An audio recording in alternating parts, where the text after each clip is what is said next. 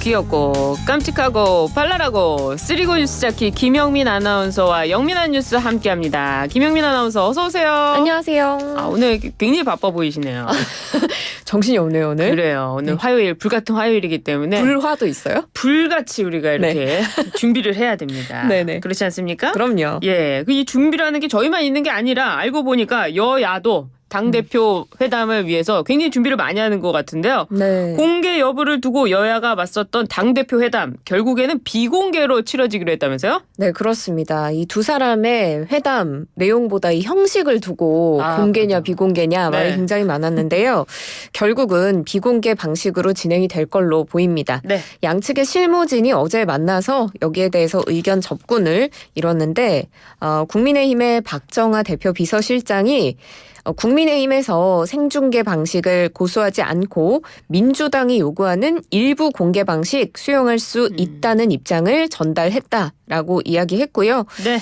민주당의 이해식 대표 비서실장도 비공개 협의 후 결과를 공개하는 것으로 방식이 정해졌다고 이야기했습니다. 그렇습니다. 회담과 토론은 좀 다르다 보니까 아마 그런 이야기가 있었던 것 같은데 이 회담 일정이나 의제 정해졌습니까?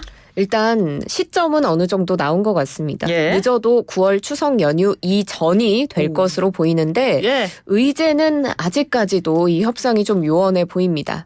이해식 비서실장과 박정아 비서실장이 어제 실무진 협의를 했는데 네. 일단 민주당 측에서는 우리와 저쪽이 각각 제안한 의제들의 간극이 너무 크다. 그래서 인내심을 갖고 거리를 좁히려 하고 있다라고 이야기했고요. 예. 국민의힘에서도 각 당이 제시한 의제와 또 민생과 관련한 논의들을 계속하기로 했다. 추석 전에 회담이 성사될 수 있도록 협의하겠다는 입장입니다. 네. 요즘에 추석에 가족이 모이면 정치 얘기는 잘 안 하는데 추석 밥상머리 이야기로 이 당대표 회담 얘기가 나올 것 같은데 맞습니다. 그런 의도도 있지 않을까 이렇게 추측도 되네요. 한편 의료 공백 사태를 풀기 위해 국민의힘이 대통령실에 절충안을 제안했다는데 어떤 겁니까? 네, 한동훈 대표가 고위당정 협의회 때 내년도에 모집할 의대 정원 증원을 보류하자라고 제안한 것으로 네. 알려졌습니다.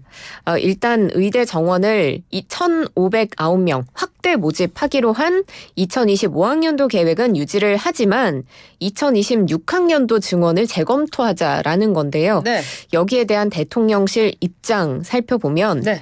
입장 변화 없다라고 좀 선을 긋는 모습이었습니다. 사실 이런 의료 인력의 수급 문제는 정부의 책임이고 정부 방침에 변화가 없다. 그러니까 이 제안을 수용하기가 좀 어렵다는 뜻을 밝혔는데요. 네. 정부가 여러 가지 데이터에 근거해서 책임 있게 결정한 사안이라고 분명히 못 박았습니다. 아, 그렇군요. 의료 공백 사태도 좀 해결이 됐으면 좋겠고요. 최근에 이 괴담 정치 대통령실에서 굉장히 발빠르게 대응을 한 것 같은데 더불어민주당은 최근 독도 모형들이 철거된 것을 두고 정부가 독도 지우개에 나섰다 이렇게 비판했습니다. 대통령실은 민주당의 저희가 궁금하다 하면서 반박에 나섰는데 이거 어떤 겁니까? 네, 최근에 서울 지하철 역사 전쟁 기념관에 독도의 조형물 철거가 됐고 네. 민주당이 이걸 또 윤석열 정부의 독도 지우기다 이렇게 규정을 하면서 비판을 했는데요. 더 나아가서 독도 지우기 진상조사단까지도 예. 출범한 상황입니다. 그렇지만 대통령실에서는 있지도 않은 독도 지우기를 왜 야당이 의심하는 건지 그 저희를 묻고 싶다라고 반박하는 입장을 낸 겁니다. 예. 독도는 우리 영토인데 실질적으로 지배하고 있는 우리 영토에 대해서 거대 야당이 영유권을 의심하는 게 더 문제다. 이렇게 이야기를 한 건데요. 지금 조형물이 철거된 것을 두고는 기존의 조형물이 노후화돼서 새롭게 설치하겠다 이런 입장입니다. 그리고 또 민주당 일각에서 지금 뭐 계엄령 준비 작전이다. 계엄령 예. 선포가 우려된다. 이런 발언들이 좀 나왔는데 예. 여기에 대해서도 도대체 괴담 선동의 끝이 어디냐 이렇게 날세우는 모습 보였습니다. 이 대통령실의 반박에도 더불어민주당은 대통령실을 향해서 공세를 이어가고 있는데요. 그 내용 어떤 겁니까? 네, 윤종군 원내 대변인이 다시금 입장을 밝혀서 최근에 이 독도 조형물이 잇따라 철거된 게 우연히 겹친 결과인 거냐 그럼 이렇게 다시금 반박했습니다. 도둑이 재발절인가 보다 거짓말도 정도껏 하라라고 비판 수위를 높였는데요. 지금 조형물뿐 아니라 국방부 정신전력 교재에서 독도를 분쟁 지역으로 표현하고 독도 방어훈련 비공개로 실시하고 동해를 일본해로 표기해도 방치하는 이유는 또 뭔가 이렇게 되묻기도 했습니다. 그래서 이런 논란들을 잠재우기 위해서는 친일 인사들 즉시 퇴출시키고 정신전력 교재와 같은 기존의 독도 기술도 다시 복원하라 이렇게 촉구했습니다. 그래요. 참 민주당이 이 전쟁기념관의 독도 조형물이 철거된 것도 아는 것도 참 신기한데 사실은 독도 조형물 이외에도요. 그 전쟁기념관에 있는 방산장비 그리고 병역 전문가 관련 전시물 6개 등 다른 전시물도 정리가 됐습니다. 그 논리대로 따르자면 이런 것도 뭐 지우기에 해당되는 걸까요? 국민들께서 좀 판단하실 거라고 보이는데 이것도 계속 논쟁이 될 것 같네요. 이번에는 국회로 가보도록 하겠습니다. 어제 김문수 고용노동부 장관 후보자의 인사청문회가 있었는데요. 후보자의 자질에 대해 여야 입장이 첨예하게 엇갈렸죠? 네, 그렇습니다. 여당은 이 김 후보자가 노동운동을 했고 현장 경험도 많다면서 적격이라고 본 반면에 네.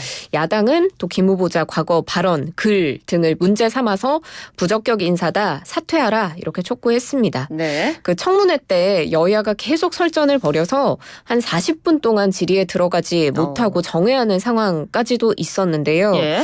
뭐 구체적인 상황들을 좀 보면 민주당의 박홍배 의원이 이 후보자의 발언이나 행동을 보면 일반인 상식을 벗어난다라면서 의료 기록을 제출할 것을 요구합니다. 그래요? 네, 그래서 여당에서 이게 정신병력 조회를 하는 게 아니냐는 의심이 들 정도로 굉장히 모욕적이다라고 맞서면서 고성이 오가기도 했고요. 네.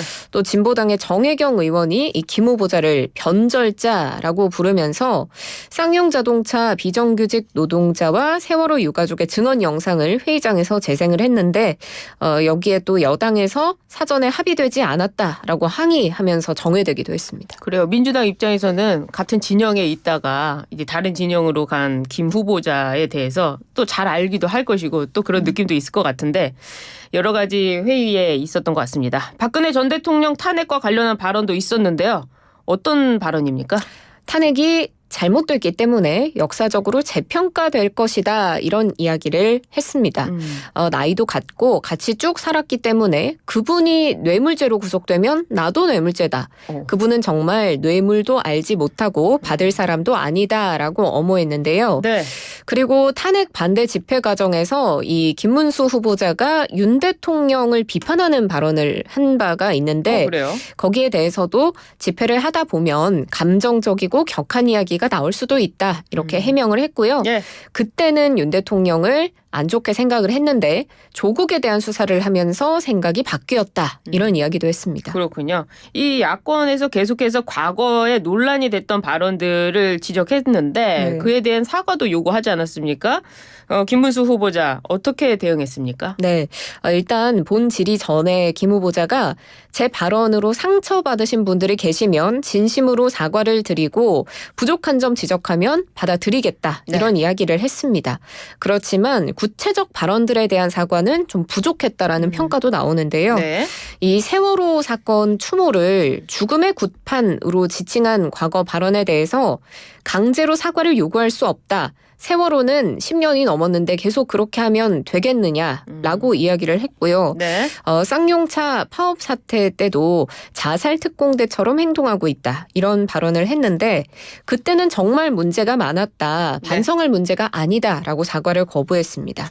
제주 4.3 사건도 명백한 남로당 폭동이라고 표현을 하면서 국가가 사죄한 것은 그 과정에 희생된 무고한 양민에 대해서 사과를 한 거다라고 이야기했고요. 사퇴 의사는 없다고 못 박았습니다. 그렇군요. 알겠습니다. 이번에 법원 소식으로 가보도록 하겠습니다. 법원이 MBC 대주주인 방송문화진흥회 차기 이사진 임명에 제동을 걸었습니다. 새로운 이사들이 당장 취임할 수 없게 됐다고 하는데요. 어떤 겁니까? 네, 서울행정법원이 이 박문진, 권태선 이사장, 김기중, 박선아 이사가 방통위를 상대로 낸 집행정지 신청, 새 이사의 임명 처분을 막아달라는 신청을 인용했습니다. 네. 그래서 이 본안 소송의 결과가 나올 때까지는 새 이사진 취임이 불가능해졌습니다. 그렇군요. 방통위가 항고하겠다는 입장입니까? 네, 그렇습니다. 즉시 항고 방침을 밝혔고요.